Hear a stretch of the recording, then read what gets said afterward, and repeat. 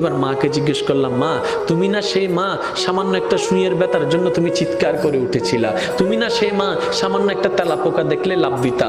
তুমি না সেই মা টিকটিকি দেখলে এই দিক থেকে ওদিকে দৌড় দিতা? তুমি না সেই মা অন্ধকারে তুমি বসতে পারতা না ভয়ের জন্য? আজকে তুমি নিজের জানের রিস্ক নিয়ে নিলা। তখন মা উত্তর দেয়, সন্তানের চেহারাটা এক নজর দেখার জন্য। এবার ডাক্তার যখন এমন পরিস্থিতিতে চলে গেল, মা হয়তো মা বাঁচবে না হয় সন্তান বাঁচবে, এমন একটা ক্রিটিক্যাল পরিস্থিতির মধ্যে যখন চলে গেল, ডাক্তার এবার আসলো অভিভাবকদের কাছে, আপনারা বন সাইন দেন, আমরা অপারেশন থিয়েটারে ঢুকাবো। এখন আপনারাই সিদ্ধান্ত নেন, কাকে বাঁচাবো? মাকে বাঁচাবো নাকি সন্তানকে বাঁচাবো? একে জিজ্ঞেস করে এ বলে যে মাকে বাঁচাও, ও বলে যে মাকে বাঁচাও, ও বলে যে মাকে বাঁচাও, ও বলে যে মাকে বাঁচাও। কারণ সবার মাথার চিন্তা, মা যদি বেঁচে থাকে সন্তান আবার আসবে, মা যদি বেঁচে থাকে সন্তান আবার আসবে। সবার একটি কথা, মাকে বাঁচাও, মাকে বাঁচাও, মাকে বাঁচাও। এবার ডাক্তার কৌতূহল বশত মাকে একবার জিজ্ঞেস করলো,